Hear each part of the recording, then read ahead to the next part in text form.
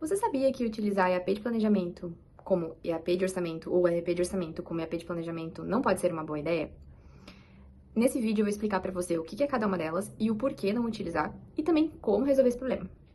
Bom, a EAP de orçamento, o que significa EAP? EAP é uma estrutura analítica de projeto.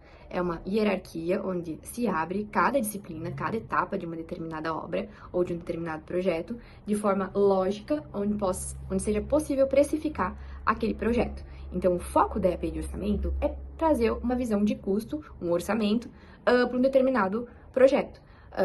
Essa EAP de custo, essa EAP de orçamento, ela tem um foco em controlar também o orçamento, em controlar o quanto aquela obra avançou. Por exemplo, o quanto eu previ de alvenaria, o quanto eu executei, qual a composição dessa alvenaria, quais insumos estão previstos, quais insumos eu comprei dentre esses previstos.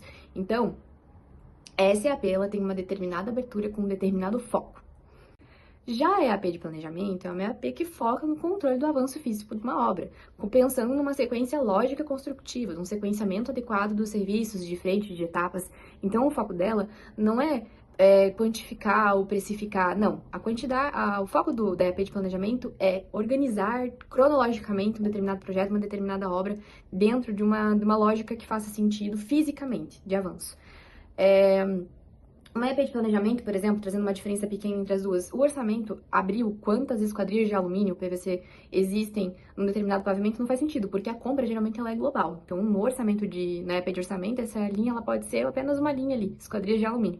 Enquanto que, para a EAP de planejamento, é fundamental saber se a esquadria foi instalada no 15º ou no 17º pavimento, porque isso vai liberar outras frentes de serviço. Então, o foco da visualização de cada uma é muito diferente. E aí isso endossa o porquê não utilizar a mesma. Uma tem um foco de custo, outra tem um foco de controle de avanço físico. Se você tenta utilizar a mesma EAP para uma coisa e para outra, vão existir buracos.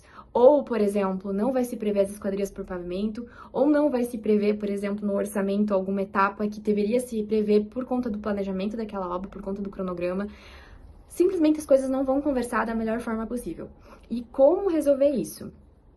Hoje em dia, a gente já tem estabelecido por softwares, por ERPs, que é possível vincular as duas EAPs. Então, eu tenho a minha EAP de planejamento e eu tenho a minha EAP de orçamento, eu faço uma vinculação entre essas atividades. E aí, no caso, quando eu avanço fisicamente, eu meço financeiramente também dentro do meu orçamento, porém, eu tenho meu orçamento controlado como eu quero.